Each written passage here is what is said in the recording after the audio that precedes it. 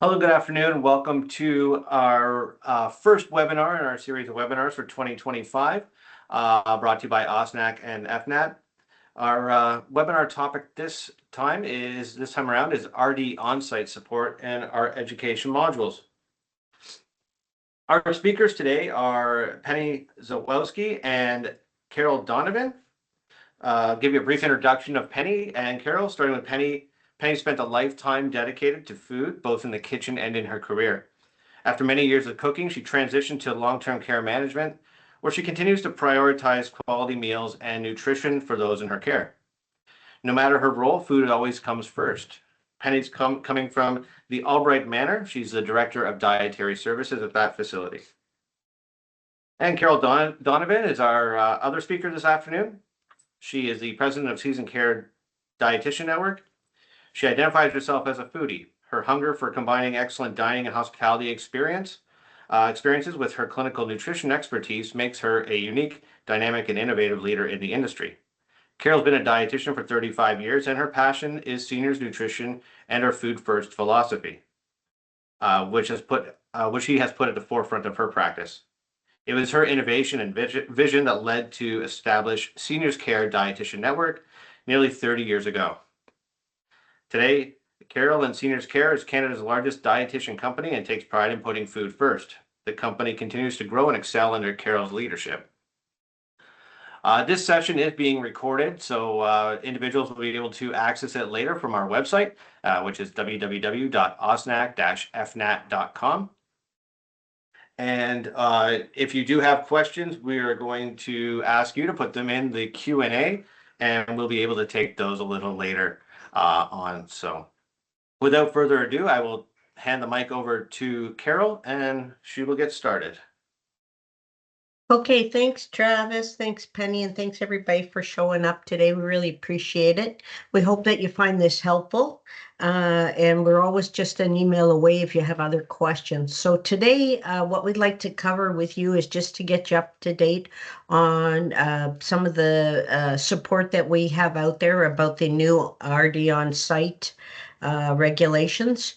We'd also like to share with you the work that's been done on education modules, and like to get you up to date on our advocacy efforts and what we're looking for from you in response to a survey we'll be sending out early this year. So I'm going to let Penny take over and get started on telling you a little bit about OSNAC and what we've been doing over the last few years. So thank you, Penny. Well, welcome everybody, and I second what Carol said. Thanks for coming today. So OSNAC is the Ontario Seniors Nutrition and Advocacy Committee. Say that 5 times fast. And FNAT is the Food and Nutrition Advisory Team. So together, we work together to provide information to all those located in Ontario. So we're here to advocate for our seniors. So not just for you and I, but for our seniors and for our nutrition managers.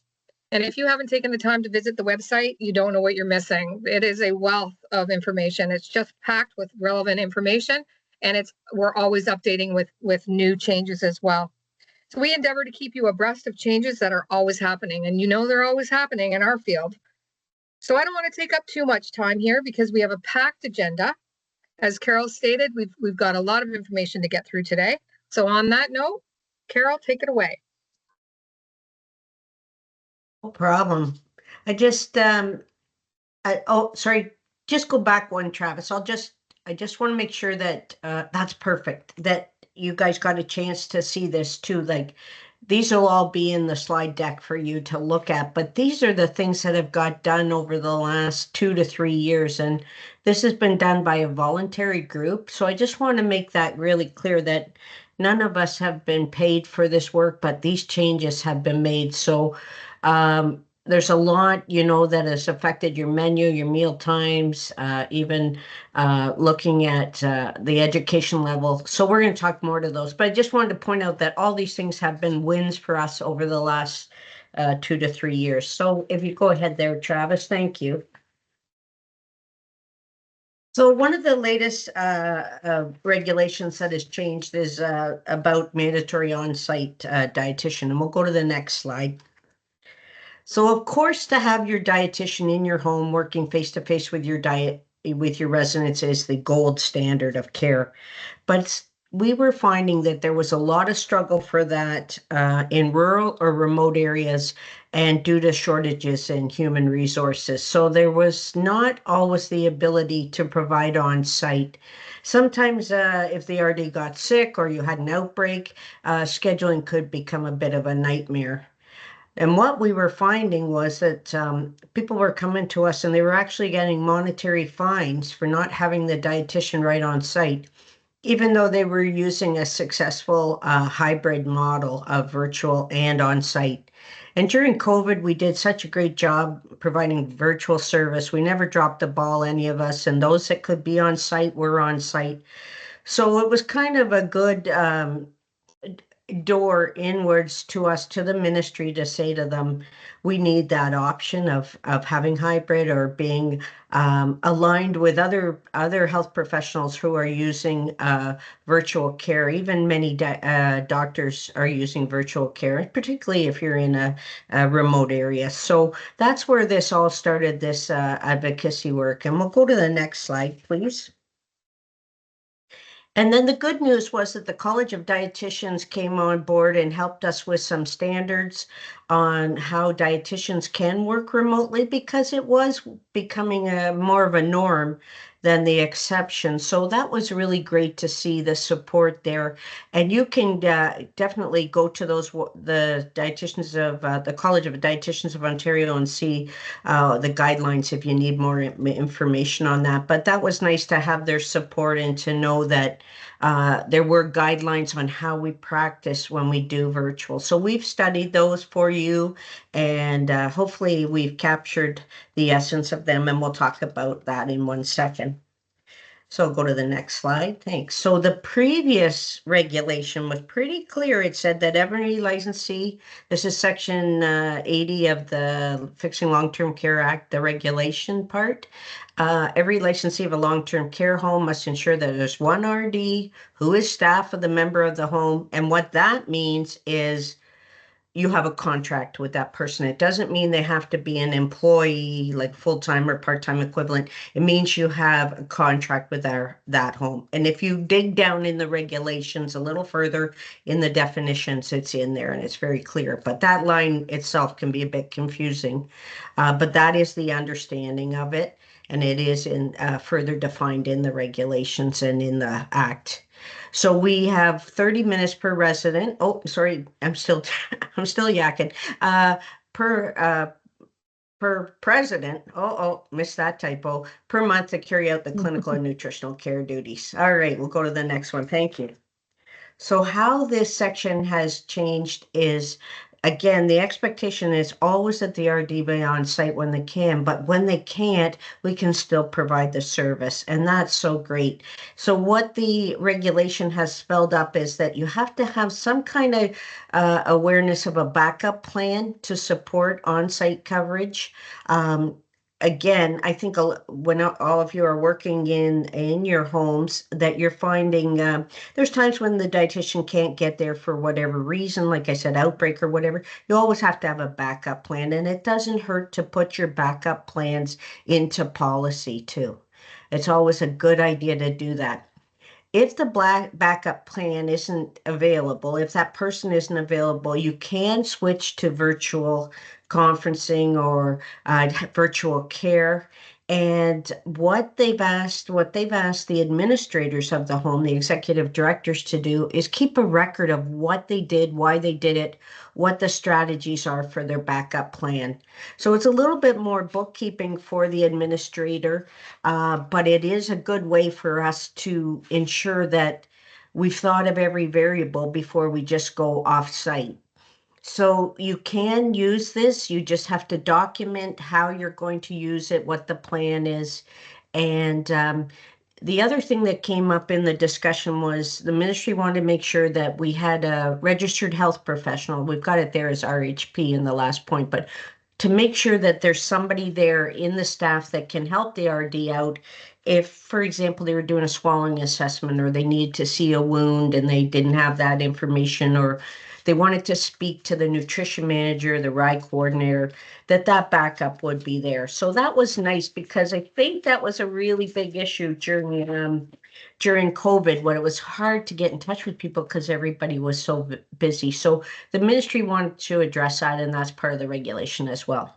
So if you turn to the next slide, on the OSNAC website, you can find this little flow chart to take to your workplace and explain to them the changes to the regulation. So we made this for you to use and to help you understand what can be done and how it can be done. And another tool, we'll go to the next slide, thanks, is we also made a little template. Again, take what you like, leave the rest, but that's again on the website, and it can give you sort of that paperwork that should meet the ministry's expectations if you do decide to use somebody virtually. So I know as a company, we're adopting this immediately, and we immediately went to our partners and said, if somebody can't come, here's what we're going to do for you, and if you fill in this form, you'll have your records for the ministry. So we tried to help them out a bit. And then the last slide that I have to talk about in terms of this is a policy. Again, sometimes we get caught up in our errors sometimes, and it's because we haven't got a policy or a clear direction how we're going to do things at our home.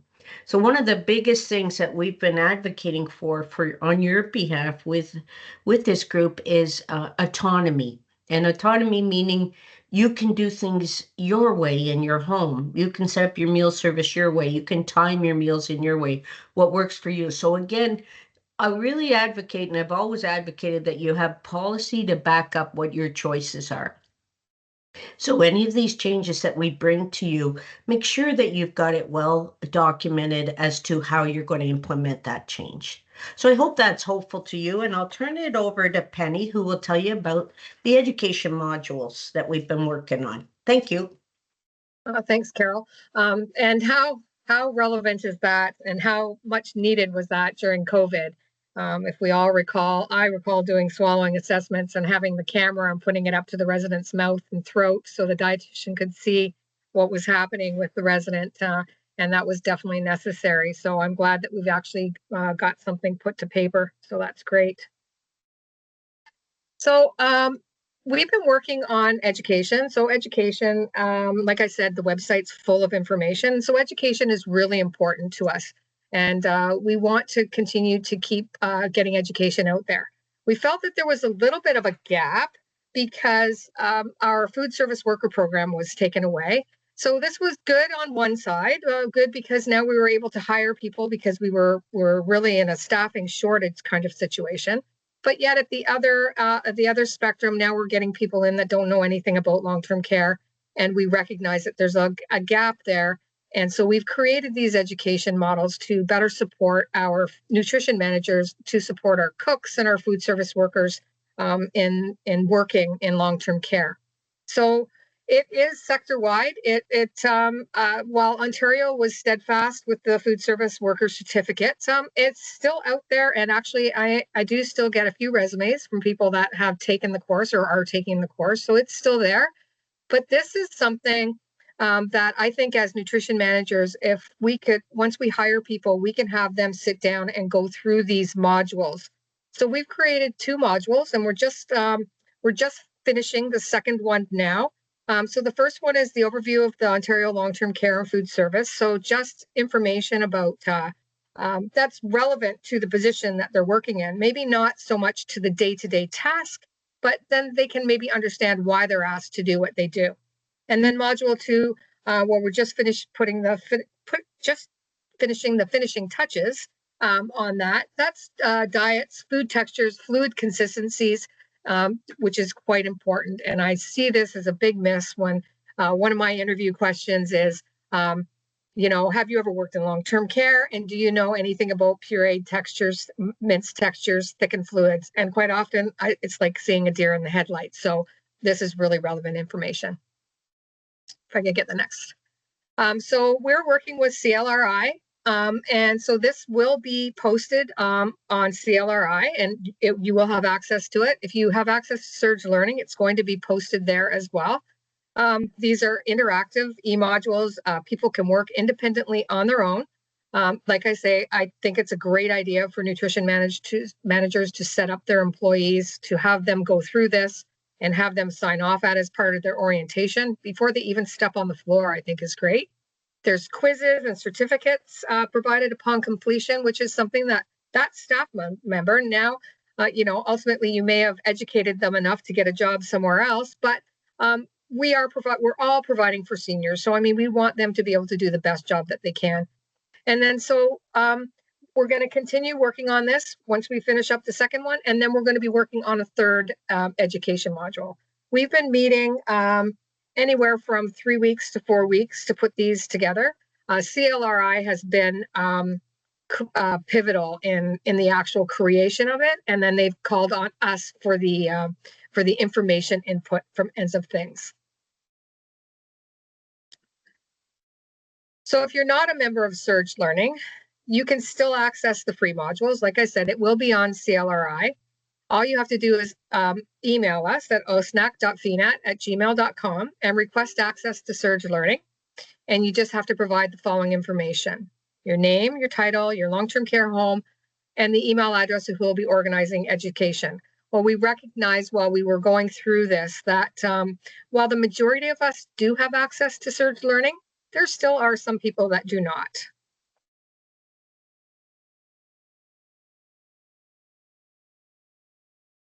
Okay. Yeah, thanks, Penny. That's great. It's going to be, it's nice to have some consistency on what is being taught out there, and it hopefully that takes a bit of a load off your training. And those modules can also be used for PSWs as part of your annual training. They're pretty informative and a good tool to use. So the next thing we wanted to talk a bit about is what are we doing now? So we've had these great changes over the last quarter of the year with the RDs and now with the education modules being available to you. So what are we advocating for now? So now we want more staff and more money. So I'm sure you're in agreement with that. And we have got some momentum in meeting with the ministry. So I'll tell you a little bit about what we're presenting to them. So next slide, please, Travis. Thank you. So as you know, our current staffing is set up in the regulations by certain formulas. And I'm sure at one time, and those of us that have been in this profession a long time found these adequate. Maybe we never did, but we certainly don't now. So that is putting extra pressure on our departments to perform within a model that no longer works. So this is what we're trying to do, is look at that. The other thing too is the way we are paid, the way we are paid, a nutrition manager, a cook, and a food service worker are paid out of the OA envelope, which is also environmental, housekeeping, and all other support services. So it's a well spread out envelope, and of course, we could use a bigger piece of it. And yet the RD hours are paid out of program. So it's a little bit different. Sorry, do you need to go? Go ahead. No? Okay. So the frontline reality is, yes, there is a staffing crisis in long-term care in Ontario, and it's not just in the nursing department. And we've heard this, and we've tried to teach this to the ministry or share this with the ministry, that the old standards of our staffing, like I said, that model no longer works.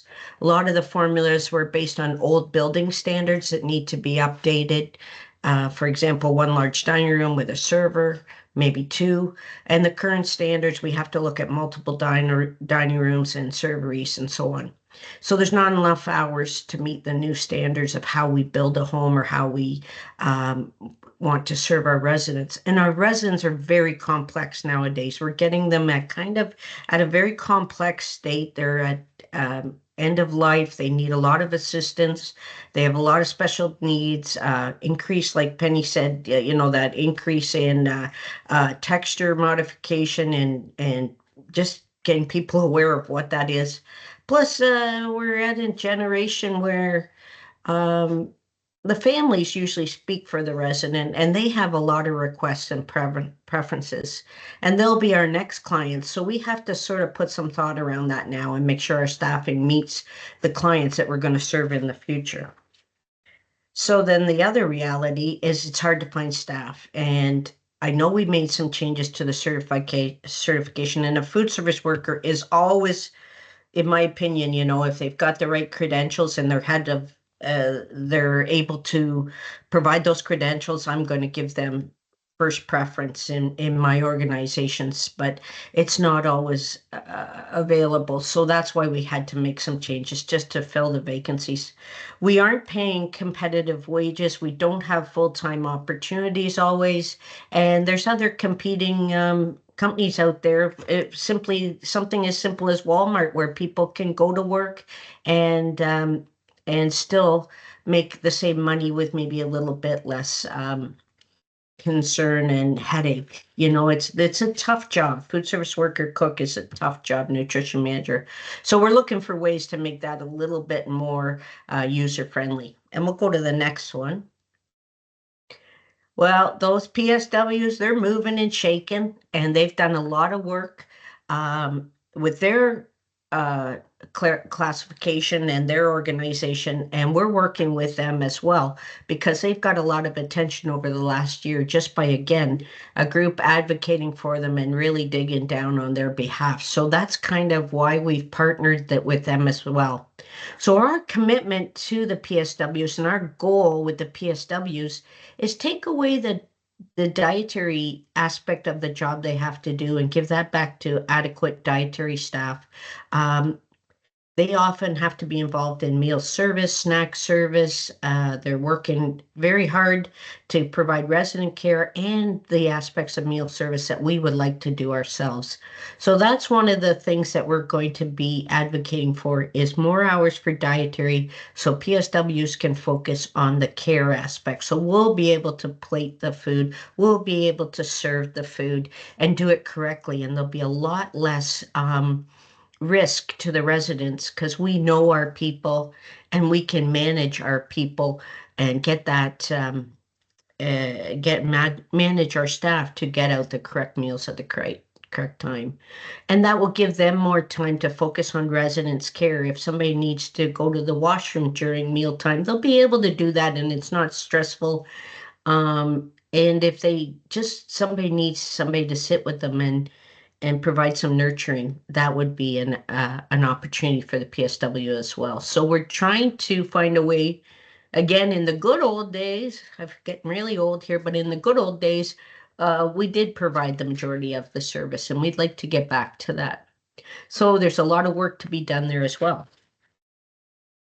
And the next one, please. So all these things, shortages of staff, a bad staffing model for the homes that we're building, the PSWs being pulled in different directions than their mandate, which is resident direct care, has led to a lot of risk to our residents and reduced the quality that we can always provide and given us some concern with compliance. I think one of the biggest compliance concerns continues to be errors in service, particularly texture related, and those are scary things. So we want to keep knocking on this door and trying to find some staffing solutions for you to decrease the risk and provide better service to our residents. So go to the next one. So again, you got to reach for the stars to get to the moon. I don't even know if that's an expression, but you gotta aim high, people, because we have to ask for the big ask. So our big ask is, can we get the food service staffing out of the OA envelope and have an envelope all our own? That would be so much easier to manage than having to sort of beg for time and extra time and having to spread that envelope so thin. We'd also are asking for a full-time nutrition manager in every home, regardless of the size. If you're in a home that is smaller and you end up cooking a couple of days a week, that's not that doesn't get you out of the nutrition manager role. They're still going to come to you, your staff's going to come to you, they need you, and you're there doing the cook job perhaps and still doing your job. So we're hoping that we can just make the ministry and the public aware that we need full-time managers in our homes. The job is a full-time job, not part-time job. And then, of course, keeping additional food service supervisor or whatever you call it in your home for the larger homes, but come up with a new formula that works better and continue to look for opportunities to mentor new people coming into our industry, into the nutrition manager position. The food service worker, we'd like to, again, we've already dug down a little bit on this, and we'll present it to you as soon as we've got it together, but remove the current formula and move to more of a ratio, like one food service worker to 12 residents, or whatever, we feel would be reasonable to get the job done. So that would be a big ask on our part, but if you don't ask, you don't know, right? And in terms of cooks, we'd like to see dedicated cook hours out of the food service worker hours, at least 2 cooks for every home under 100 residents, and then of course additional additional cooks for larger homes. Where we bring somebody in and perhaps they aren't trained to cook, and then we do our best training them, but then we wonder why the quality of our food isn't 100%. A cook knows how to make a mistake work. A cook can correct a mistake. A food service worker, that's a little bit harder. So we need to have trained people in there. And again, our training for cooks can be experienced from their lifetime. It doesn't have to be certain papers. Of course, if you can get somebody with their papers and that training, that's fantastic. But if not, you might find somebody else out there. So we're asking for more designated hours for cooks. We really feel that will help with quality, and especially with the demands of our residents. And then dietitians, we're being asked to be on quality committees now, different committees. The needs of the residents are really increasing. The acuity of their needs is huge, and we just want to ask for an increase there to see if we can keep up with the new charting and do more things and spend more time in the dining room and spend more time directly with the residents. So those are our asks in terms of the future for advocacy. So thank you. And I'll turn it over to Penny to talk about money. Money, yes, there's never enough of that when it comes to food. I know, but just to a couple of things there. When we talk about staffing, I recently hired, she was a little bit older lady. She said she wanted to get off away from sitting behind a desk, and she was just looking to do something part-time.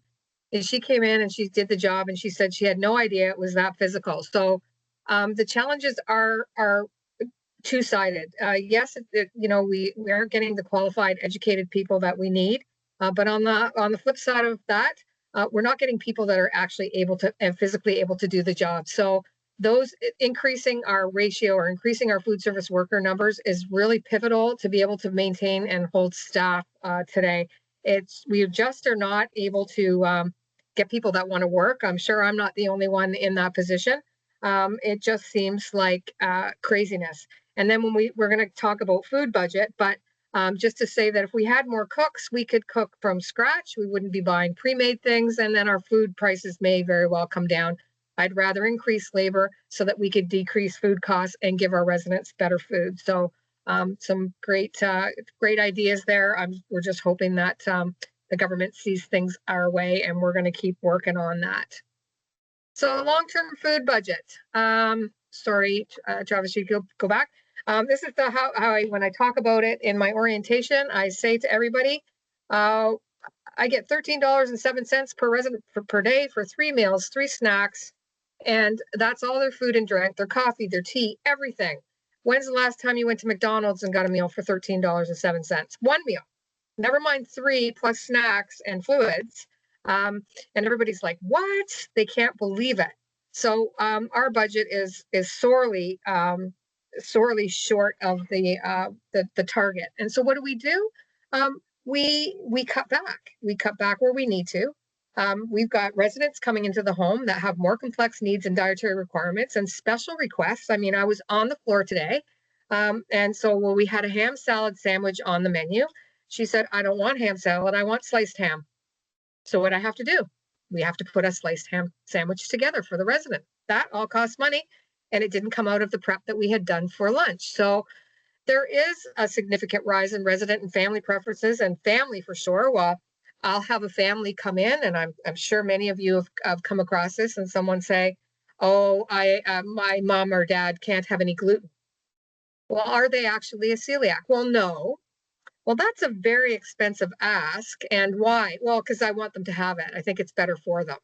So then that's when we really need to get the dietitian involved to really educate the family to say that, you know, a gluten-free diet isn't necessarily the best way to go. But this all has a negative impact on our budget. All these special requests, lactose intolerances, potassium needs and requests. And good Lord, if we just talk about how many bananas we buy in a week and serve to our residents, that could feed a third world country. So I'm not sure how many years ago it was, but it was then implemented while we were just dealing with raw food and dealing with food. Then all of a sudden it was like, oh no, that's not good enough.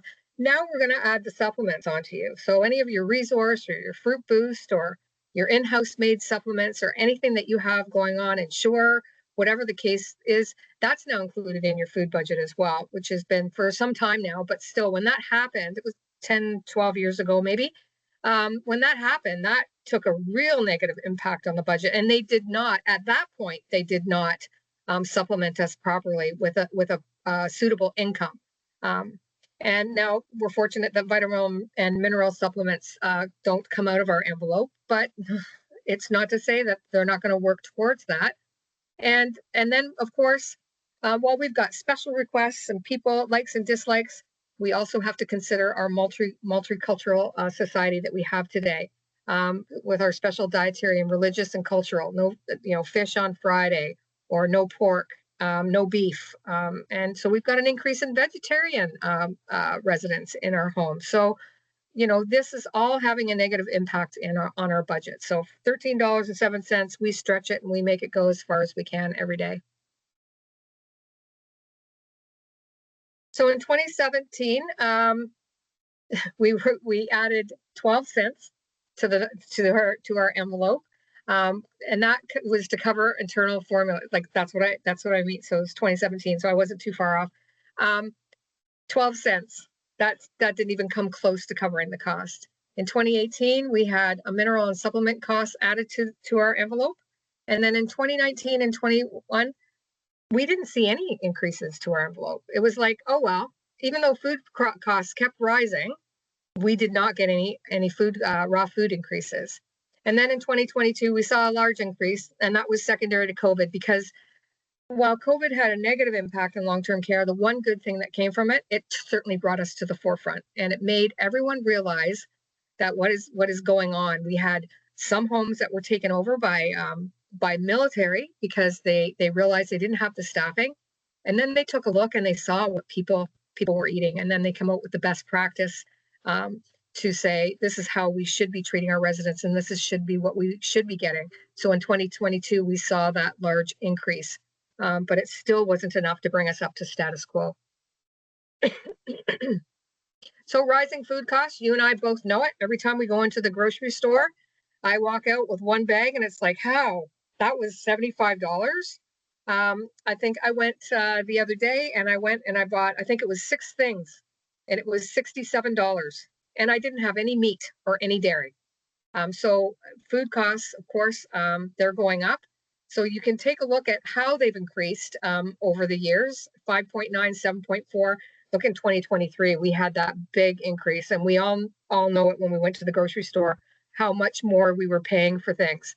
But did we get 10.5% of a raw food increase? We did not. So they're not staying, they're not status quo with what they are. In 2024, they were trying to play catch up again. And we did see a significant increase again. So 2 years, pretty well 3 years in a row after they missed those couple of years. It's like they forgot about us for that time. But they're still not keeping up with what the inflation rate actually is.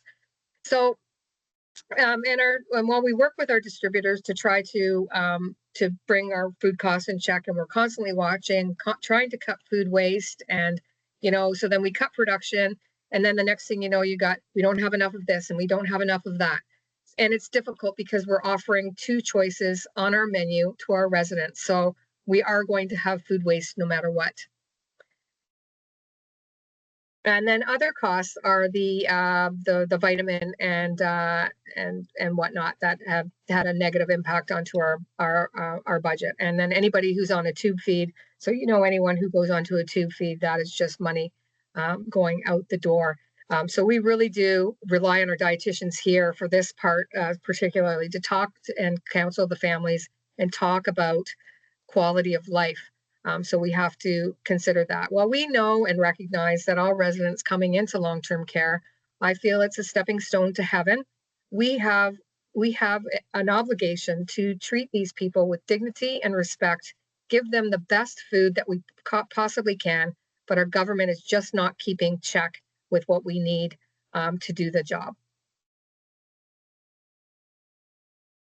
And so we've got some food budget recommendations. Our annual review of the support envelope against food inflation rates, you saw that, and we can easily just show that to the government and say, listen, you're just not keeping up. The consumer price index and ensure that our increases are comparable.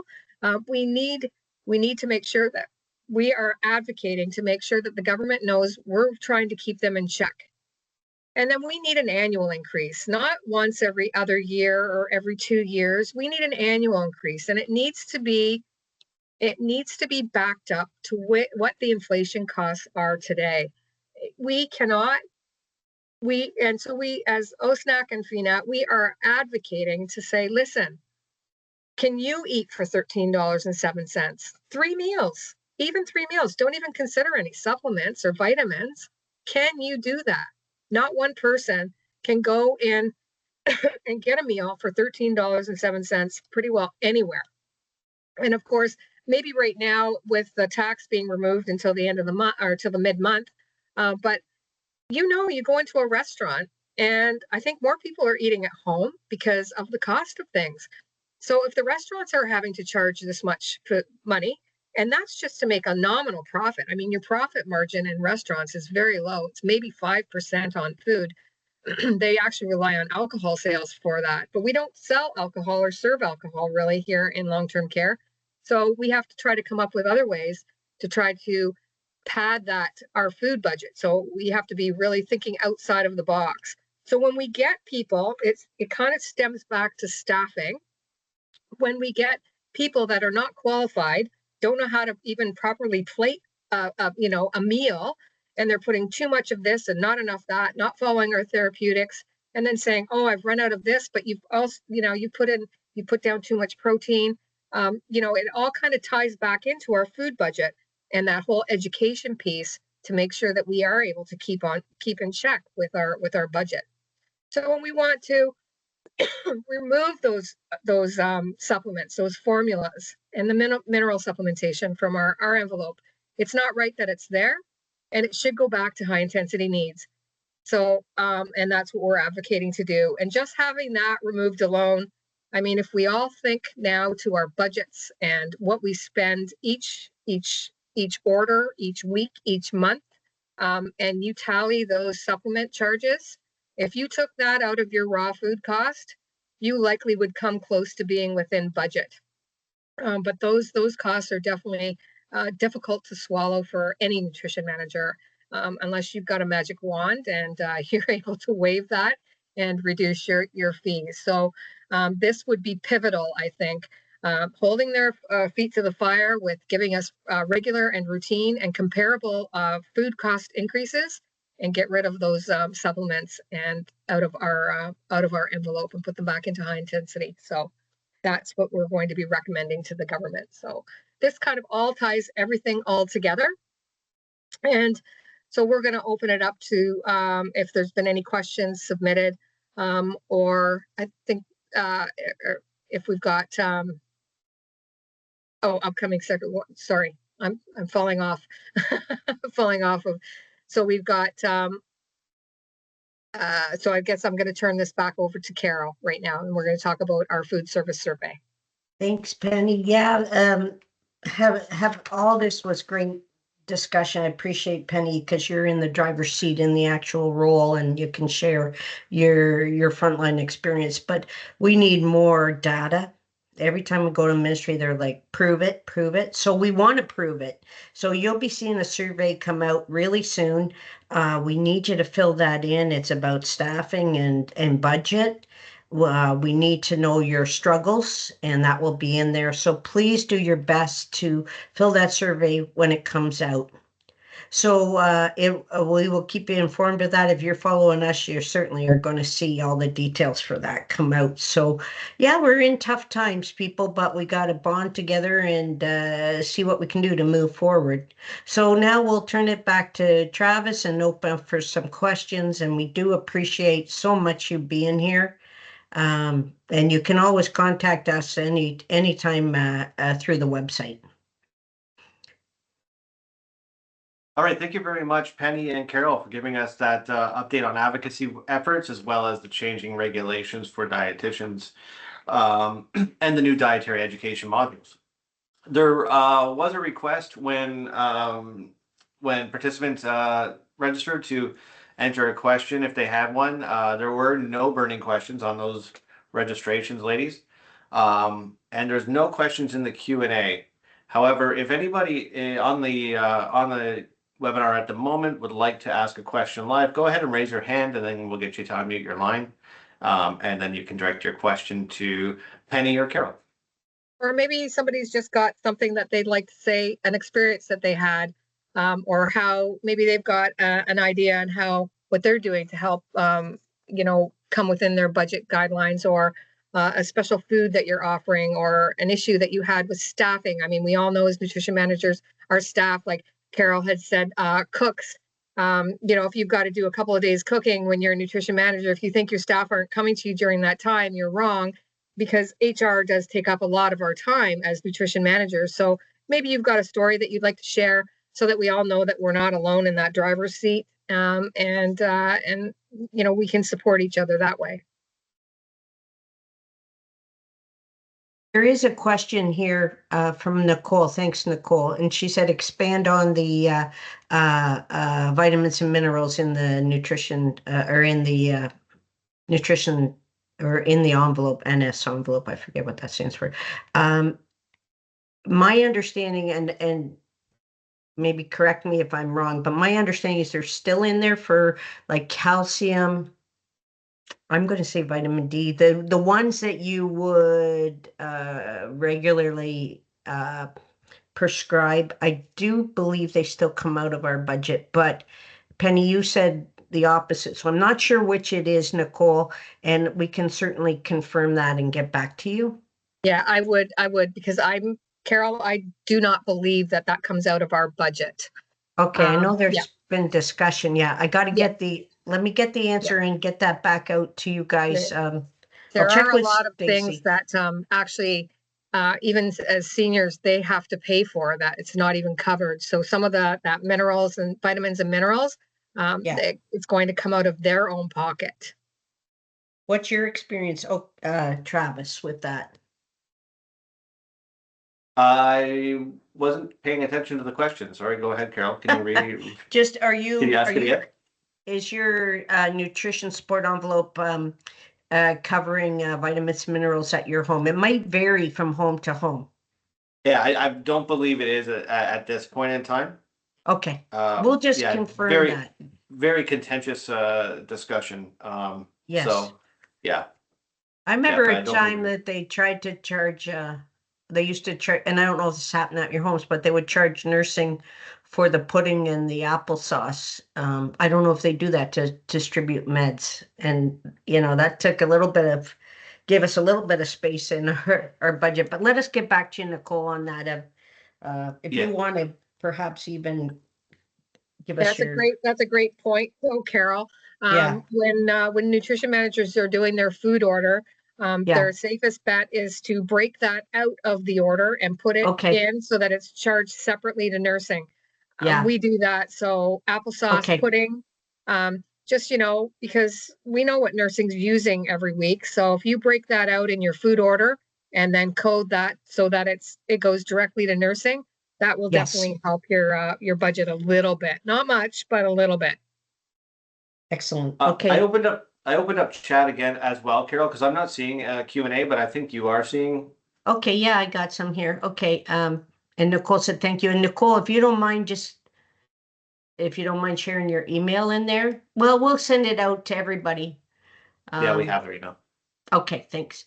Oshi said that there is government supply multivitamins available, but doesn't have significant amounts of calcium or vitamin D, and their home has switched to Erdol as it is covered, ERDOL. So that's good news to know. So that was the only other point in the vitamins and minerals on that and in the questions. And, we're open to questions. If anytime you've got anything, like, you can always send an email. We'll get back to you as soon as we can. Remember, we're volunteers, so we might not be too quick in getting back to you, but we will get back to you. And if you have any opinions on some of the stuff that we're advocating for, we'd love to know, like, what you think of staffing ratio versus the formula, that kind of thing. Like, we really want your feedback as well. And I think some of the best information how you can help us the best is to be active and fill out that survey. Tell your friends, tell everyone you know, because the government is pivotal on, they want facts, they want information. So if we can take and say, slap that down and say, here, we've got this information, this is what's really happening. That's what happened with our best practices. We had a lot of feedback and input into that, so we were able to put that together, which brought us to the forefront after COVID. So we really need your participation in that survey. Take the time, maybe work with someone else. If you've got questions about it, like Carol said, just email us and we're happy to answer. But we would really, really appreciate your feedback on that survey, which it will help us advocate. So if we can get more money in raw food, if we can get more hours for food service workers, know that we're going to do our darndest to do that. But we do need your assistance to make sure that it would work.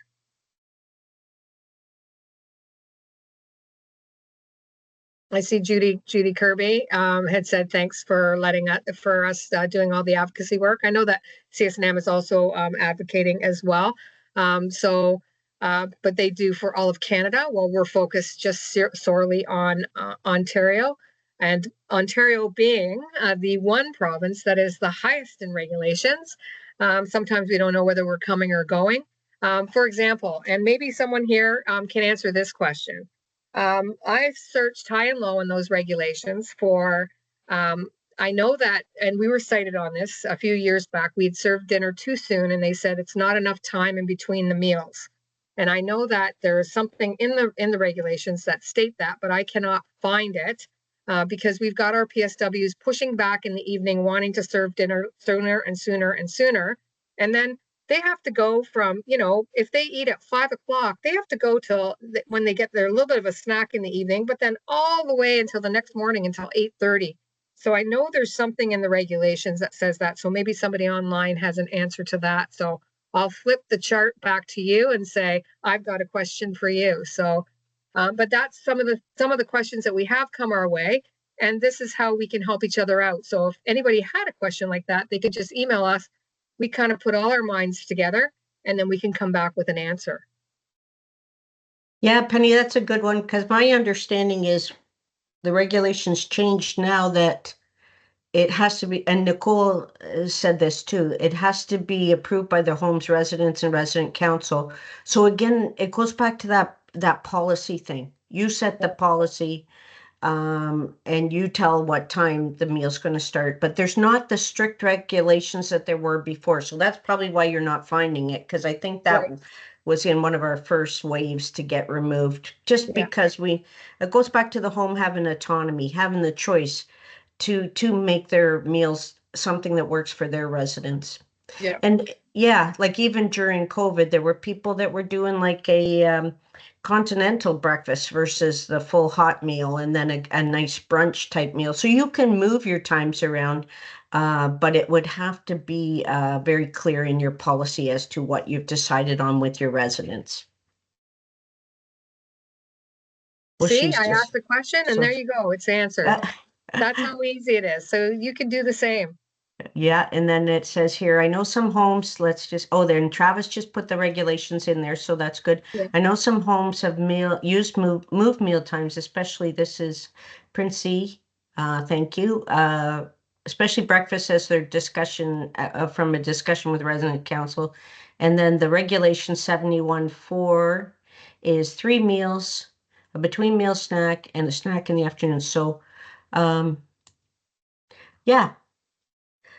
And Not so then much at Yeah, the much, time. much less Yeah. prescriptive than it once was. yeah, so you go ahead and work on what works for your home. The next question is liberalized diet. Is there any mandate for this at this time? And IDSI, um, we've been using liberalized diets forever, just because it makes sense. And again, end stage, we're getting people end stage. Like, why would you put them on a strict diet just for the human aspect of it? So we're really promoting liberalized diets, and if you go to our website, there is a best practice document on that. We've kind of modified, by liberalized diets I mean taking away the modified diets completely. If it works for you, you do it. There's no, as long as your residents' needs are being met, you'd have to have your dietitian work with you and evaluate what meets the needs of that resident. I And if Yeah. they're on board as well, if the resident and the Yeah, family's on board, you do take what they them. want. That's their choice to do that. So, Yeah, while I think a lot of homes have moved away from yeah, a diabetic diet, just calling it a regular diet, yeah, and that's one step. That could be a first step. And as far yeah. as ITSE, that's not mandated. It's not stating that we have to use that anywhere. It is a good source of information for referencing for proper puree textures, mince textures, Yes. and thickening of fluids. It's a great document for that. But personally, I can speak to that. Just given the testing that's involved into it, it's very hard to say I can't fully commit to saying I'm IDSI, but I do use it for training purposes. But I Exactly. can't say that I would implement it in the home. There is no current mandate for that.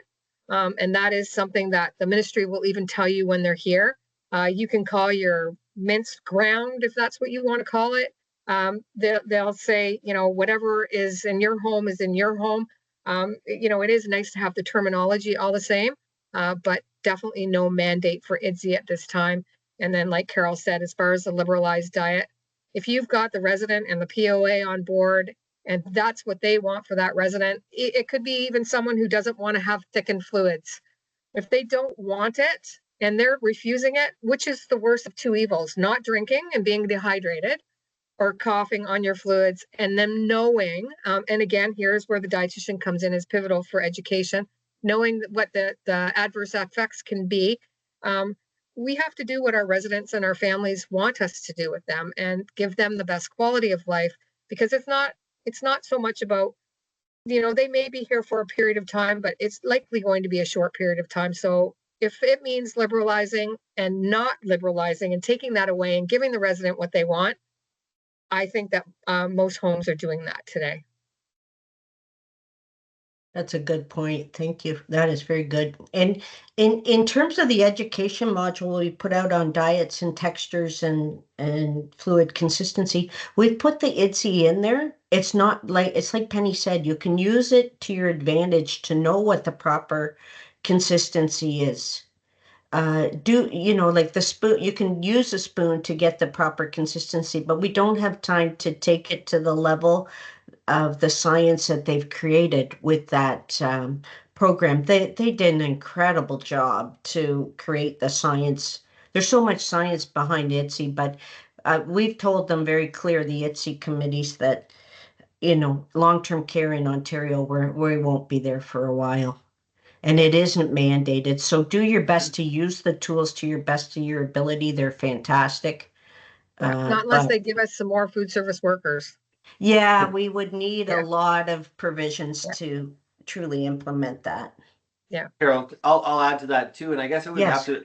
You would also have to. You have to make an operational decision for your facility as well.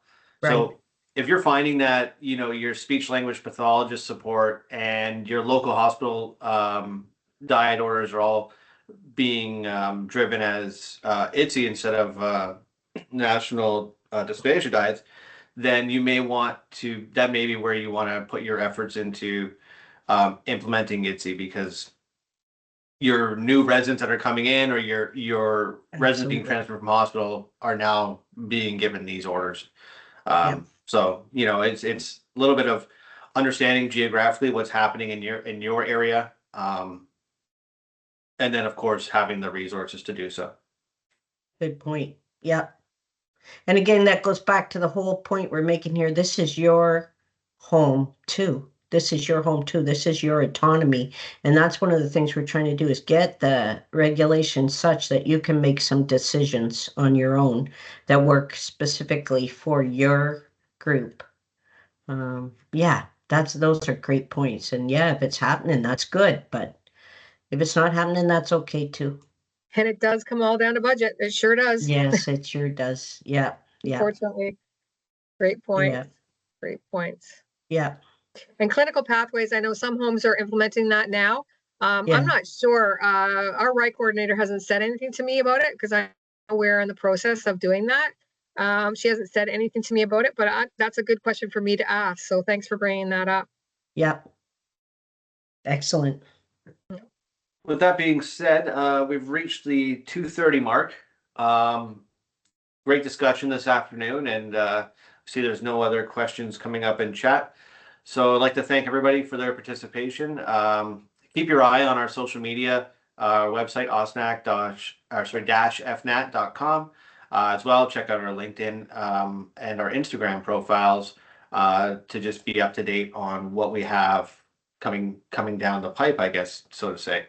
Like I said, this is the first webinar in a series of undetermined webinars, but we will be gearing our topics towards what's happening in sector, what's important, and as well how our advocacy efforts are shaping the Fixing Long-Term Care Act.